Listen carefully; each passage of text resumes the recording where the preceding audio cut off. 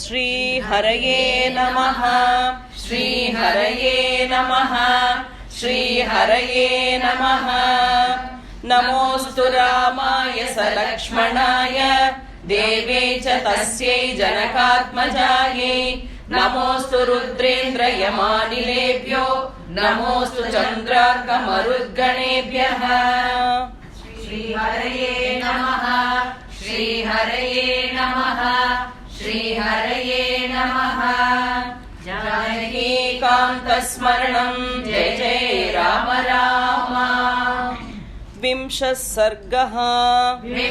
सर्गः प्रणय प्रार्थना सतां पतिव्रतां दीनां निरानन्दां तपस्विनीं सतां पतिव्रतां दीनां निरानन्दां तपस्विनीं साकारैर्मधुरैर्वाक्यैः न्यदर्शयत रावणः साकारैर्मधुरैर्वाक्यैः न्यदर्शयत रावणः सतां पतिव्रतां दीनां निरानन्दां तपस्विनीं साकारैर्मधुरैर्वाक्यैः न्यदर्शयत रावणः। मां दृष्ट्वा नागनासोरो गूहमानास्तनोदरम् मां दृष्ट्वा नागनासोरो गूहमानास्तनोदरम् अदर्शनमिवात्मानम् भयानेतुं त्वमिच्छसि अदर्शनमिवात्मानम् भयानेतुं त्वमिच्छसि मां दृष्ट्वा नागनासोरु गूहमानासनोदरम् अदर्शनमिवात्मानम् भयानेतुं त्वमिच्छसि। कामये त्वां विशालाक्षी बहुमन्यस्व मां प्रिये कामये त्वां विशालाक्षी बहुमन्यस्व मां प्रिये सर्वाङ्गगुणसम्पन्ने सर्वलोकमनोहरे सर्वाङ्गगुणसम्पन्ने सर्वलोकमनोहरे कामये त्वां विशालाक्षी बहुमन्यस्व मां प्रिये सर्वाङ्गगुणसम्पन्ने सर्वलोकमनोहरे। नेह केचिन्मनुष्या वा राक्षसा कामरूपिणः नेह केचिन्मनुष्या वा राक्षसा कामरूपिणः व्यपसर्पतु ते सीते भयं मत्तः समुत्थितम् व्यपसर्पतु ते सीते भयं मत्तः समुत्थितम् नेह केचिन्मनुष्या वा राक्षसा कामरूपिणः व्यपसर्पतु ते सीते भयं मत्तः समुत्थितम् स्वधर्मो रक्षसां भीरु स्वधर्मो रक्षसां भीरु सर्वथैव न संशयः सर्वदैव न संशयः स्वधर्मो रक्षसां भीरु स्वधर्मो रक्षसां भीरु सर्वथैव न संशयः सर्वदैव न संशयः गमनं वा परस्त्रीणां गमनं वा परस्त्रीणां हरणं सम्प्रमथ्य वा हरणं सम्प्रमथ्य वा गमनं वा परस्त्रीणां गमनं वा परस्त्रीणां हरणं सम्प्रमथ्य वा हरणं सम्प्रमथ्य वा स्वधर्मो रक्षसां भीरु सर्वदैव न संशयः गमनं वा परस्त्रीणां हरणं सम्प्रमथ्य वा एवं चैतद् अकामां तु एवं चैतत् अकामातु न त्वां स्प्रक्ष्यामि मैथिली न त्वां रक्ष्यामि मैथिली एवं चैतद् अकामां तु एवं चैतत् अकामां तु न त्वां स्प्रक्ष्यामि मैथिली न त्वां रक्ष्यामि मैथिली कामं कामशरीरे मे कामं कामशरीरे मे यथा कामं प्रवर्तताम् यथा कामं प्रवर्तताम् कामं कामशरीरे मे कामं कामशरीरे मे यथा कामं प्रवर्तताम् यथा कामं प्रवर्तताम् एवं चैतत् अकामां तु न त्वां रक्ष्यामि मैथिली कामं कामशरीरे मे यथा कामं प्रवर्तताम् देवि नेह भयं कार्यं देवि नेह भयं कार्यं मयि विश्वसि हि प्रिये मयि विश्वसि हि प्रिये देवि नेह भयं कार्यं देवि नेह भयं कार्यं मयि विश्वसि हि प्रिये मयि विश्वसि हि प्रिये प्रणयस्व च तत्त्वेन प्रणयस्व च तत्त्वेन मैवं भूषोकलालसा मैवं भूषोकलालसा प्रणयस्व च तत्त्वेन प्रणयस्व च तत्त्वेन मैवं भूषोकलालसा मैवं भूषोकलालसा देवि नेह भयं कार्यं मयि विश्वसि हि प्रिये प्रणयस्व च तत्त्वेन मैवं भूषोकलालसा एकवेणीधराशय्या एकवेणीधराशय्या ध्यानं मलिनमम्बरम् ध्यानं मलिनमम्बरम् एकवेणीधराशय्या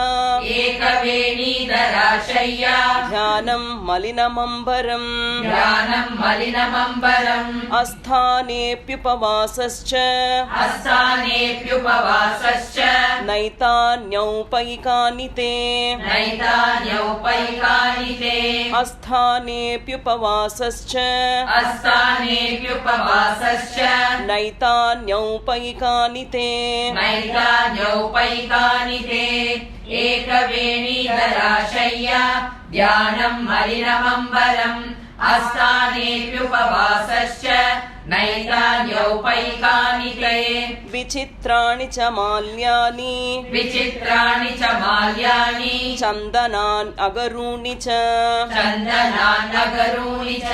विचित्राणि च माल्यानि विचित्राणि च माल्यानि चन्दनान्यगरूणि च चन्दनान्यगरूणि च विविधानि च वासांसि विविधानि च वासांसि दिव्यान्याभरणानि च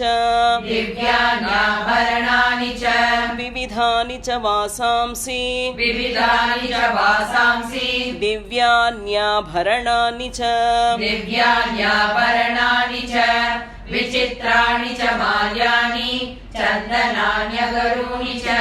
विविधानि च वासांसि दिव्यान्याभरणानि च महार्हाणि च पानानि महार्हाणि च पानानि शयनान्यासनानि च शयनान्यासनानि च महार्हाणि च पानानि महार्हाणि च पानानि शयनान्यासनानि च शयनाद्यासनानि च गीतं नृत्तं च वाद्यं च गीतं नृत्यं च वाद्यं च लभ मां प्राप्य मैथिली लभ मां प्राप्य मैथिली गीतं नृत्तं च वाद्यं च गीतं नृत्यं च वाद्यं च लभ मां प्राप्य मैथिली लभ मां प्राप्य मैथिली महानानि च पानानि शयनान्यासनानि च गीतं नृत्यं च वाद्यं च लभ मां प्राप्य मैथिली स्त्रीरत्नमसि मैवं भूः श्रीरत्नमसि मैवं भूः कुरु गात्रेषु भूषणम् कुरु गात्रेषु भूषणम् स्त्रीरत्नमसि मैवं भूः श्रीरत्नमसि मैवं भूः कुरु गात्रेषु भूषणम् कुरु गात्रेषु भूषणम् मां प्राप्य हि कथं नु स्याः मां प्राप्य हि कथं नु स्याः त्वमनर्हा सुविग्रहे त्वमनर्हा सुविग्रहे मां प्राप्य हि कथं नु स्याः मां प्राप्य हि कथं नु स्याः त्वमनर्हा सुविग्रहे त्वमनर्हा सुविग्रहे श्रीरत्नमसि मैवं भूः कुरु गात्रेषु भूषणम् मां प्राप्य हि कथं नु स्याः त्वमनर्हा सुविग्रहे इदं ते चारु सञ्जातम् इदं ते चारु सञ्जातम् यौवनं ह्यति वर्तते यौवनं ह्यति वर्तते इदं ते चारु सञ्जातम् इदं ते चारु सञ्जातम् यौवनं ह्यति वर्तते यौवनं ह्यति वर्तते यदतीतं पुनर्नैति यदतीतं पुनर्नैति स्रोतशीघ्रमपामिव शीघ्रमपामिव यदतीतं पुनर्नैति यदतीतं पुनर्नैति स्रोतशीघ्रमपामिव स्रोतशीघ्रमपामिव इदं ते चारु सञ्जातं यौवनं ह्यति वर्तते यदतीतं पुनर्नैति स्रोतशीघ्रमपामिव त्वां कृत्वोपरतो मन्ये त्वां कृत्वोपरतो मन्ये रूपकर्ता स विश्वसृट् रूपकर्ता स विश्वसृट् त्वां कृत्वोपरतो मन्ये त्वां कृत्वोपरतो मन्ये रूपकर्ता स विश्वसृट् रूपकर्ता स विश्वसृट् न हि रूपोपमा त्वन्या न हि रूपोपमा त्वन्या तवास्ते शुभदर्शने तवास्ति शुभदर्शने न हि रूपोपमा त्वन्या न हि रूपोपमा त्वन्या तवास्ते शुभदर्शने तवास्ति शुभदर्शने त्वां कृत्वोपरतो मन्ये रूपकर्ता स विश्वसृट् न हि रूपोपमा त्वन्या तवासि शुभदर्शने त्वां समासाद्य वैदेही त्वां समासाद्य वैदेही रूपयौवनशालिनी रूपयौवनशालिनी त्वां समासाद्य वैदेही त्वां समासाद्य वैदेही रूपयौवनशालिनी रूपयौवनशालिनी कप्पुमानति वर्तेत कप्पुमानति वर्तेत साक्षादपि पितामहः साक्षादपि पितामहः कप्पुमानति वर्तेत कप्पुमानति वर्तेत साक्षादपि पितामहः साक्षादपि पितामहः त्वां समासाद्य वैदेही रूपयौवनशालिनी कः पुमानति वर्तेत साक्षादपि पितामहः यद्यत् पश्यामि ते गात्रम् यद्यत् पश्यामि ते गात्रम् शीतांशु सदृशानने शीतांशु सदृशानने यद्यत् पश्यामि ते गात्रम् यद्यत् पश्यामि ते गात्रम् शीतांशु सदृशानने शीतांशु सदृशानने तस्मिन् पृथुश्रोणि तस्मिन् श्रुतश्रोणि चक्षुर्मम निबध्यते चक्षुर्मम निबध्यते तस्मिन् पृथुश्रोणि तस्मिन् पृथुश्रोणि चक्षुर्मम निबध्यते चक्षुर्मम निबध्यते यद्यत् पश्यामि ते गात्रम् शीतांशु सदृशानने तस्मिन् पृथुश्रोणि चक्षुर्मम निबध्यते भव मैथिली भार्या मे भव मैथिली भार्या मे मोह मोहमेनं विसर्जय मोहमेनं विसर्जय भवमैथिली भार्या मे भवमैथिली भार्या मे मोहमेनं विसर्जय मोहमेनं विसर्जय बह्वीनामुत्तमस्त्रीणां बह्वीनामुत्तमस्त्रीणां ममाग्रमहिषी भव ममाग्रमहिषी भव बह्वीनामुत्तमस्त्रीणां बह्वीनामुत्तमस्त्रीणां ममाग्रमहिषी भव ममाग्रमहिषी भव भवमैथिली भार्या मे मोहमेनं विसर्जय बह्वीनामुत्तमस्त्रीणां ममाग्रमहिषी भव लोकेभ्यो यानि रत्नानि लोकेभ्यो यानि रत्नानि सम्प्रमथ्याहृतानि वै सम्प्रमत्याहृतानि वै लोकेभ्यो यानि रत्नानि लोकेभ्यो यानि रत्नानि सम्प्रमथ्याहृतानि वै सम्प्रमत्याहृतानि वै तानि मे भीरु सर्वाणि तानि मे भीरु सर्वाणि राज्यं चैतदहं च ते राज्यं चैतदहं च ते तानि मे भीरु सर्वाणि तानि मे भीरु सर्वाणि राज्यं चैतदहं च ते राज्यं चैतदहं च ते लोकेभ्यो यानि रत्नानि सम्प्रमत्याहृतानि वै तानि मे भीरु सर्वाणि राज्यं चैतदहं च ते विजित्य पृथिवीं सर्वां विजित्य पृथिवीं सर्वां नानानगरमालिनीं नानानगरमालिनीं विजित्य पृथिवीं सर्वां विजित्य पृथिवीं सर्वां नानानगरमालिनीं नानानगरमालिनीं जनकाय प्रदास्यामि जनकाय प्रदास्यामि तव हेतोर्विलासिनी तव हेतोर्विलासिनी जनकाय प्रदास्यामि जनकाय प्रदास्यामि तव हेतोर्विलासिनी तव हेतोर्विलासिनी विजित्य पृथिवीं सर्वां